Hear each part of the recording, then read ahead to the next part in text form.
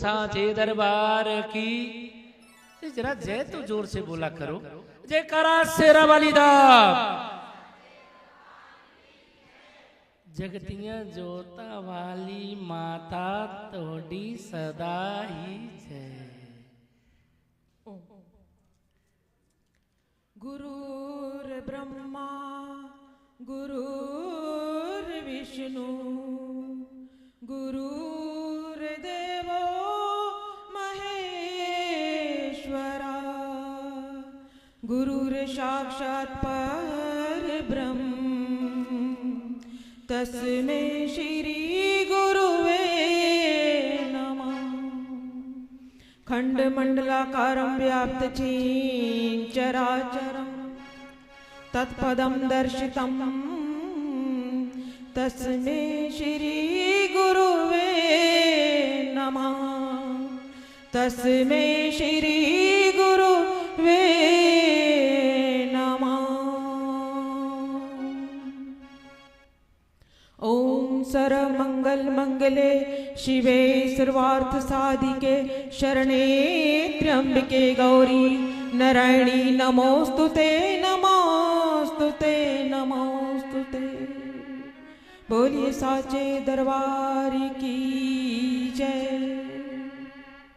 व्यासपीठ पर विराजमान परम पूजनीय परम वंदनीय प्रातः स्मरणीय महाराज श्री के मखारबिंद से आप इतने दिनों से मद्देवी भागवत की परम पावनी कथा को श्रवण कर रहे हैं। ये महापुरुषों का संतों का हमारे ऊपर बहुत बड़ा परोपकार है। क्या है? संतों का महापुरुषों का हमारे ऊपर बहुत बड़ा परोपकार है। आप पूछेंगे वो माता जी कैसे?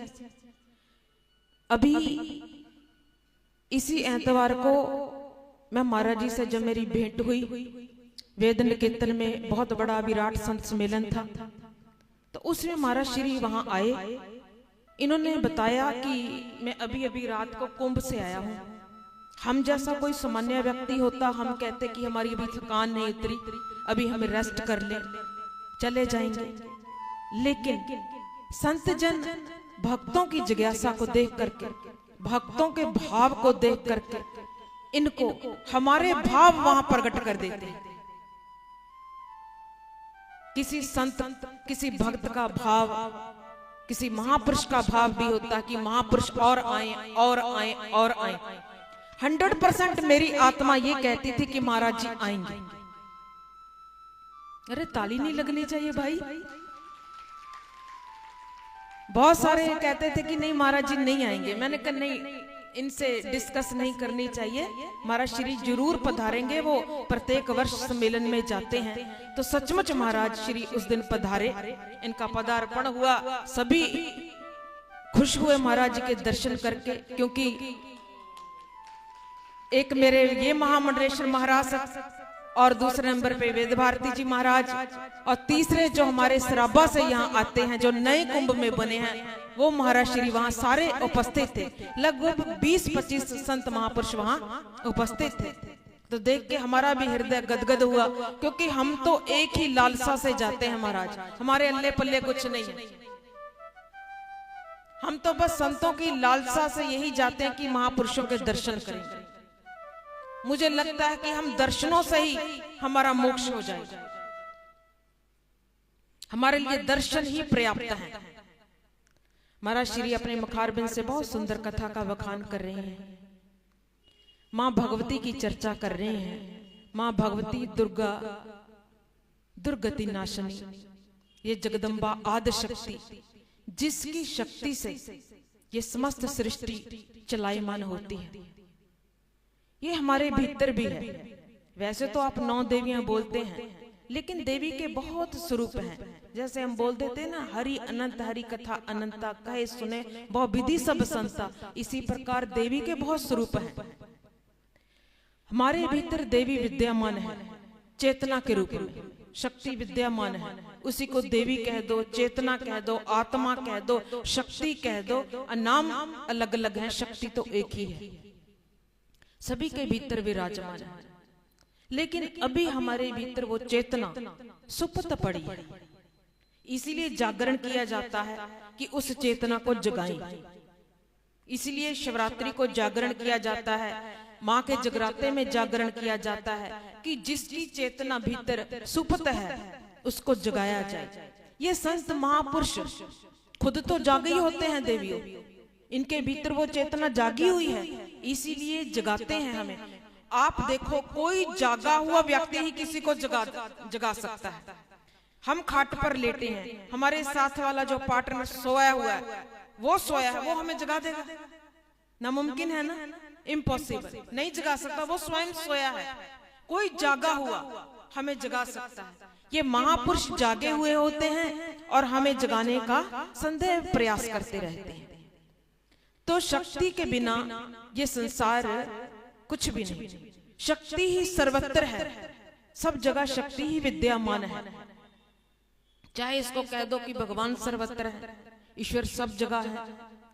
तो शक्ति की आराधना भगवान कृष्ण ने की, राम जी ने की, सभी ने की। हम जब बोलते हैं, क्या बोलते हैं? सीताराम, राधे श्याम, गौरी शंकर, लक्ष्मी नारायण। आगे क्या आता है? शक्ति लगी है। पहले शक्ति है, बाद में इनका नाम आता है, क्योंकि पहले शक्ति सर्वोपरि है। शक्ति के अतिरिक्त कुछ नहीं है। भगवान के नाम के आगे सीताराम लगता है, राधे श्याम लगता है, श्यामा श्याम बोलते हैं। शक्ति पहले है, शक्ति के बिना भगवान कुछ नहीं है। तभी कहते हैं राधे राधे जपो चले आएंगे बिहारी। शक्ति की आराधना करोगे तो भगवान मिलेंगे। तो कहने का तात्पर्य यही है, ये कथा इसीलिए की जाती है, करवाई जाती है, सुनी जाती है कि हमारे भीतर जो सुप्त चेतना पड़ी है, कथा के माध्यम से, संतों के वचनों के माध्यम से, संतों की कृपा के माध्यम से ये सोई हुई शक्ति जो है हमारे भीतर जागृत हो जाए।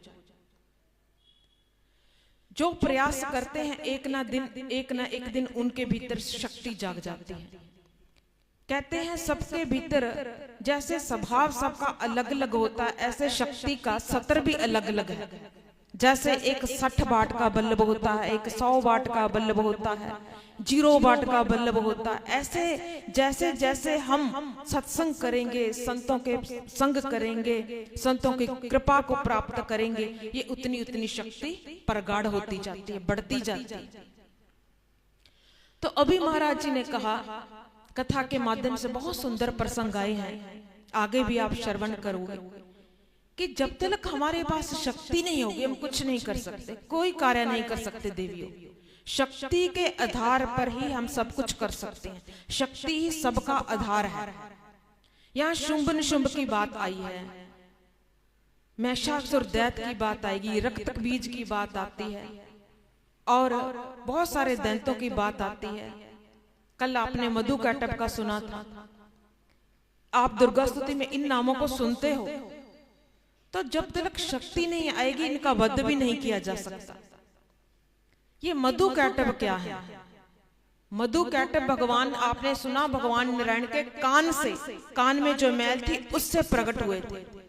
क्या तुम्हें लगता है भगवान इतने गंदे रहते हैं कि उनके कान में मैल हो गई और मधु कैटभ पैदा हो गए? नहीं, ये तो एक दृष्टांत होते हैं हमें समझाने भर के लिए। मधु कैटभ का अर्थ देवियों ये है, ये सबके कान से ही पैदा होते हैं, हमारे भी और आपके भी, सबके। मधु का अर्थ होता है शहद और कैटभ का अर्थ होता है कड़वा। मधु शहद, जो कोई हमारे मुख पर मीठी मीठी बातें करे, हमें वो अच्छा लगता है ना? लगता है कि नहीं? हमें शहद जैसा मीठा लगता है।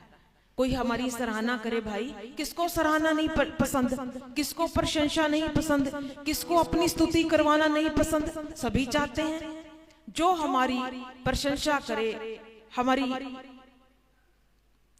स्तुति करे, वो हमें पसंद है। और उसके विपरीत कोई हमारी निंदा करे, हमारी प्रशंसा तो क्या, बहुत सारी बुराई करे, उसे कैटभ कहते हैं। दोनों चीजें कानों से सुनते हैं, अपनी प्रशंसा भी कान से सुनते हैं और निंदा भी। तो हुए ना, ये कान से पैदा होते हैं, कान से ही सुनते हैं दोनों। जब ये कान से सुनते हैं तो फिर जब हम किसी से अपनी प्रशंसा सुन ले, ये जरूर है देवियों ये बात, जो आज तुम्हारी प्रशंसा करेगा ना वो कल आपकी निंदा भी कर सकता है। मेरे गुरुदेव एक मंच से एक बहुत सुंदर बात कहते हैं कि जो हमारे हार फूलों का आज चढ़ाते हैं वो कल पत्थर भी मार सकते हैं। कभी किसी का भरोसा नहीं करना चाहिए, ये जीव है, ये जीव की फितरत है, कब मन बदल जाए कुछ कहा नहीं जा सकता। तो कहते हैं ये मधु कैटअप सबके कानों से ही उत्पन्न होते हैं। तो फिर करना क्या है कि शुंभ निशुंभ ये भी हमारी सारी आंतरिक की वृत्तियां हैं ये। तो कहते हैं 3 चीजें हैं देवियों, एक 3 गुण हैं, जैसे सतोगुण, रजोगुण और तमोगुण। ऐसे 3 अवस्थाएं सभी की होती हैं, जागृत, स्वप्न और सुषुप्ति। 3 ये 3 का क्रम है, जागृत, स्वप्न और सुषुप्ति, और सतोगुण और तमोगुण। सतोगुण हमारा जब ज्यादा बढ़ जाता है, कैसे बढ़ता है सतोगुण? जो जब हम सात्विक कार्य करते हैं, धार्मिक कार्य करते हैं, जब हम धार्मिक कार्य करते हैं तो धर्मात्मा बन जाते हैं। जब धर्मात्मा बन जाते हैं तो एक न एक दिन स्वयं परमात्मा बन जाते हैं। हम ही, ये जीव ही एक दिन ब्रह्म हो जाता है, वही ऊपर उठ जाता है, साधना करते करते, सत्संग करते करते, संतों का संग करते करते। लेकिन जो नीचे की कैटेगरी के लोग हैं, जिनके भीतर तमोगुण है, रजोगुण है, जो अभी शराब कबाब में, मीट मांस मदिरा में, निंदा चुगली में, जो नीचे के स्तर में आते हैं, वो तमोगुणी है, वो रजोगुणी है। जिनको अभी सत्संग से बड़ा परहेज है, जो दूसरे जाते हैं उनको भी कहते हैं क्या रखा है सत्संग में, अभी खाओ पियो मौज करो, अभी बहुत समय पड़ा है, अभी बूढ़े थोड़ी हो गए हैं, बूढ़ों का काम है सत्संग सुनना, अभी भगवान ने समय दिया है, खाओ पियो ऐश करो। नहीं, इस समय का कोई भरोसा नहीं, इसकी कोई गारंटी नहीं कि एक श्वास लिया अगला श्वास आए के ना आए, कोई भरोसा नहीं। तो कहने का यही अर्थ है कि हमें अपने जीते जी कथा का लाभ लेना चाहिए, संतों के संग का लाभ लेना चाहिए, सत्संग का लाभ लेना चाहिए, यही हमारे साथ जाएगा। ये सात्विक क्रम है। जो सात्विक कर्म करता है वो एक ना एक दिन वो ही ऊंचा उठता है। जैसे किसी के पास धन बहुत आ जाए, हम उसके क्या बोलते हैं, धनवान हो गया। ज्यादा धन आने से क्या हो जाता है, धनवान हो जाता है। किसी के पास बल आ जाए, हम उसे कहते हैं ये बलवान हो गया। किसी के पास विद्या आ जाए, हम उसे क्या कहते हैं, ये विद्यावान हो गया, ये विद्वान हो गया। इसी प्रकार जब हम ये सात्विक कर्म करेंगे, अपने जीवन में हमने एक ही लक्ष्य बना लेना है, हमने रजोगुणी नहीं बनना, हमने तमोगुणी नहीं बनना, हमने तो शुद्ध सात्विक कर्म करने हैं। जब सात्विक कर्म करेंगे, हमारी विचारधारा सात्विक हो जाएगी, हमारे से शुभ कर्म होने लगेंगे। ये शुभ कर्म ही हमें एक ना एक दिन भगवत प्राप्ति करा देंगे, हमें एक ना एक दिन मोक्ष करा देंगे। फिर उन लोगों का क्या होता है देवियों, उनका लोक भी सुखी हो जाता है और परलोक भी सवर जाता है। इस लोक में भी वो खुशी खुशी अपना जीवन यापन करते हैं। हम कहते हैं ना, अब मुझे ये स्ट्रेस है, अभी हमारे घर की व्यवस्था ठीक ठाक नहीं है, घरों में कला रहती है, घरों में ये है, हमारा घर उथल पुथल हो गया है। कईयों से मैंने सुना, मैंने पूछा आप कथा में क्यों नहीं आते? एक आध बार हमने सुना देवियों के मुख से, अभी घर का सिस्टम ठीक नहीं है। मैंने मजाक में, हंसी में मैंने भी कह दिया, मैंने कहा देवियों जी सिस्टम तभी ठीक होगा जब कथा में आओगे। जो कहता है ना अभी अपसेट हूं, अभी मैं कथा में नहीं जा सकता, कथा में आके जो अपसेट है वो सेटअप हो जाएगा, बदल जाएगा, परिवर्तन आ जाएगा। तुम करके देखो, तुम तो भी ये अभी खोज रहे हो कि जब समय ठीक आएगा तब कथा में जाएंगे। ना नौ मन तेल हो ना राधा नाचे, कथा में जाओ तो सब कुछ ठीक हो जाएगा, स्वतः ही हो जाएगा। तुम्हें किसी को कहने की जरूरत नहीं पड़ेगी, वो ही कृपा कर देगा ऊपर वाला कि वाह ये मेरी कथा में आता है। संतों को तरस आएगा, रहम आएगा, रे रोज कथा सुनता है। संत अपनी कृपा की वर्षा करेंगे, संत तुम्हें आशीर्वचन देंगे, तुम्हारा जीवन पलट जाएगा, परिवर्तन आ जाएगा। ये करते करते होगा, ऐसे नहीं होगा।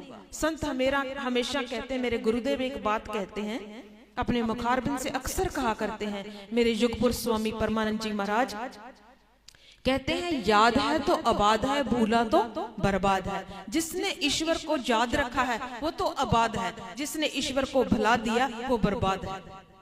क्योंकि जब हम उसको भुला देते हैं देवियों, वो हमें भुला देता है। जब हम उसको याद करेंगे वो भी हमें याद करता है। कभी कभी आपने कथाओं में सुना होगा कि देवियां जैसे लक्ष्मी जी कहती हैं, पूछती अपने प्रभु से, प्रभु आप आंखें मूंद करके किसका ध्यान कर रहे हो? कि आपका तो सारा जगत ध्यान करता है, लेकिन आप ये ऐसे ध्यान की मुद्रा में बैठे हैं, आप किसका चिंतन करें, किसका ध्यान करें? तो भगवान स्वयं अपने श्री मुख से माता को फिर उत्तर देते हैं कि मैं अपने परम भक्तों का ध्यान करता हूँ, जो मेरा ध्यान करते हैं, जो मेरा चिंतन करते हैं। जब हम भगवान का ध्यान करेंगे वो भी हमारा ध्यान रखेंगे। जब हम कहेंगे हमारे पास कथा के में आने के लिए टाइम नहीं है, तो वो कहता है मेरे पास भी तुम्हारे लिए टाइम नहीं है।